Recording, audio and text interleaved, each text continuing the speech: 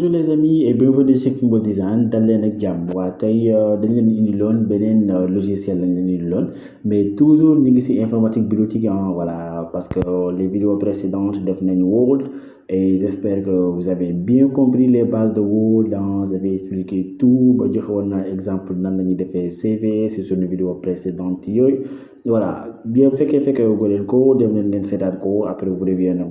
après ngeen reviendre ñu continuer sur nos PowerPoint wala aussi mën ngeen continuer directement PowerPoint voilà d'abord lan mooy PowerPoint loolu lañ leen di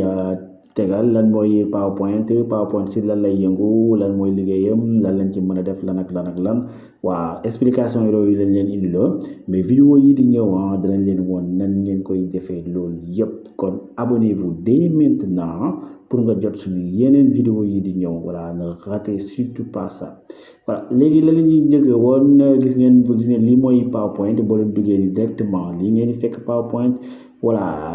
moom comme ni ñu defee woon Word bi wala bon on va continuer directement waaw gis ngeen onglet yi lii moo fi nekk fichier accueil insertion conception transition animation diaporama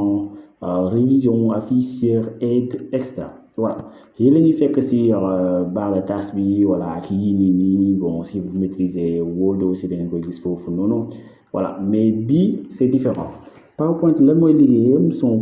liggéeyam bu gën a important wala bu ëpp lu ñu ko utiliser mooy animation texte maanaam animation de travail c'est-à-dire ngay bëgg présenter dara ci ay réunion wala nga bëgg présenter ce travail ci ay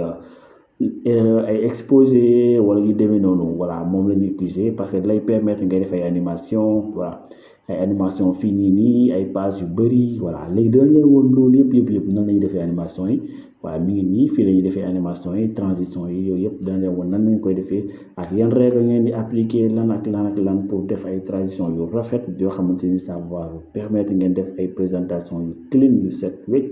voilà sans souci ça va être facile waaw logiciel bu yomb la bu neex carrément et j'en suis sûr que vous allez aimer donc abonnez en bas voilà on va le faire bientôt ci vidéo yi di ñëw la leen wan ne nan lañuy defee PowerPoint les bases voilà facilement di ngeen comprendre lépp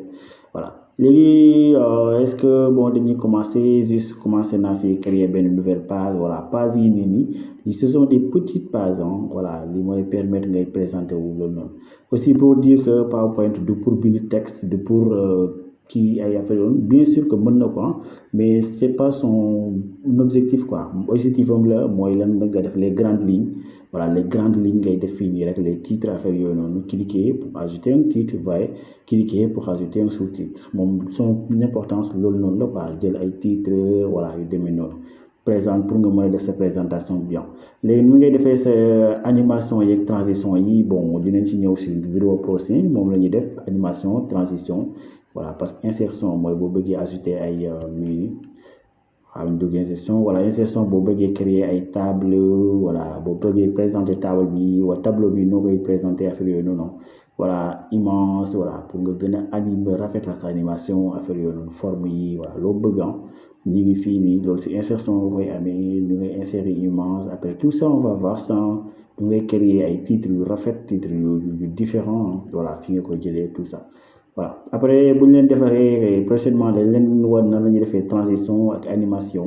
wala ñu séparer ko defal leen transition après ñu defal leen animation après diaporama ñëw voilà parce que yooyu ñoom ñooy permettre nga animer ñett yi nii ñooy permettre nga animer sa travail quoi voilà ñoo lay permettre nga animer sa présentation wala yooyu noonu voilà léegi leen indiloon tey juste pour présenter leen ne PowerPoint moom la ñuy def prochainement voilà dina doon ay cours important parce que foo mën ci dem di présenter c'est plus classe nga utiliser sa PowerPoint voilà pour nga def benn présentation bu rafet bu clean voilà pour nit ñi mën a apprécier mën a comprendre ce que tu dis en même temps ñu koy gis voilà PowerPoint moom mooy def loolu noonu kon bon si tu ne le maîtrises pas encore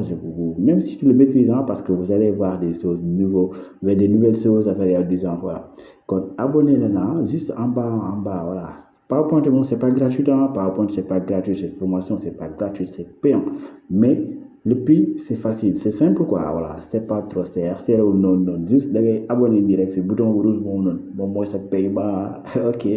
abonnez-vous et on se retrouve à la prochaine fois, à la prochaine tuto pour démarrer la formation, ok, merci beaucoup et portez-vous bien, à la prochaine.